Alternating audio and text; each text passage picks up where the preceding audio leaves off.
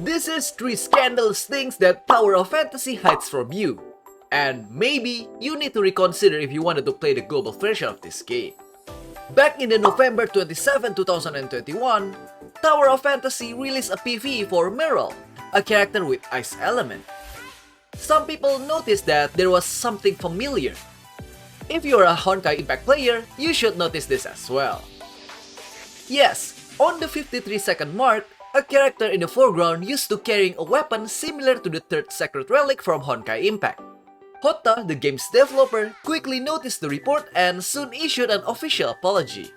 The thing is, it's not exactly like the usual apology.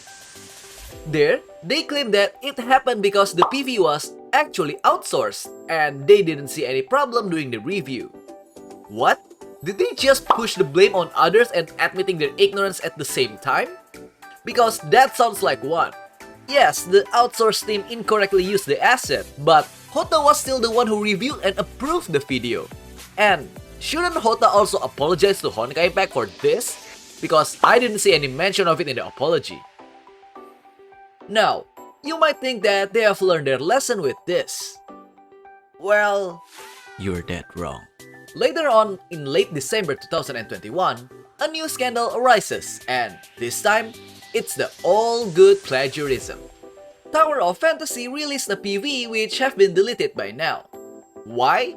Because someone reported that the video is very similar to another video by a small animation studio from Japan called Hooray. Lo and behold, it was actually the case. Hooray's director, Popurica, tweeted the comparison of the official PvE by Tower of Fantasy with their concept video that was released back in 2020. As you can see, there are lots of identical key animation.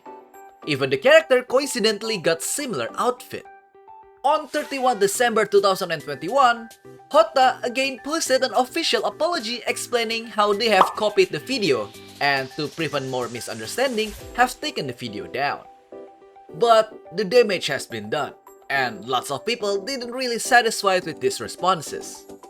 How Hota willingly apologized to Foreigner but not to the other Chinese company that they have stolen from like miHoYo didn't sit well within the community. Lastly, but certainly not the least, there was another big incident in the mid-December 2021. A player managed to pull an SSR weapon which is equal to a 5-star weapon in Genshin. But due to a weak internet connection, he was disconnected right after the pull. Once he logged back in, he noticed that he can't use the SSR weapon.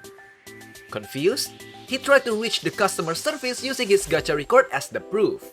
At this point, you might think that Hota will try their best to facilitate and resolve the inconvenience, right? Well, they did clear the problem. They just deleted that person's gacha history, sweeping all of the proof under the rug. Like, yeah, that's totally professional act from a big game company. Jeez, what's wrong with them? This incident was quickly exposed and the fanbase started to investigate. It turns out that there is a delay between client action and server upload rate. If a player pull while disconnected, the result will be visible but it won't be count. As you might have guessed, player quickly exploit the ever-living heck out of this loophole to get a perfect roll for the gacha. Hota realized what's happening and immediately do an emergency maintenance with 10 pulls as the compensation. The server was up again and the gacha exploit was fixed. But not the actual problem. Players quickly found that the exploit can also be done with the compensation and abuse the heck out of it again. And the worst part is, Hota shrugged it off and didn't even ban the player who abused the exploit. This incident of course has created a massive hatred towards the game, especially from players who spend money on it. Following the incident, the game got review bombed really hard. But the weird thing is, few days after the review bombing, their reviews started to go back to normal in very unnatural way. A Bilibili user uploaded a video that suggests that Hota brought back the reviews by making many copy-paste positive reviews from other games. All of this can be avoided if they just take care of the complaint of the first player.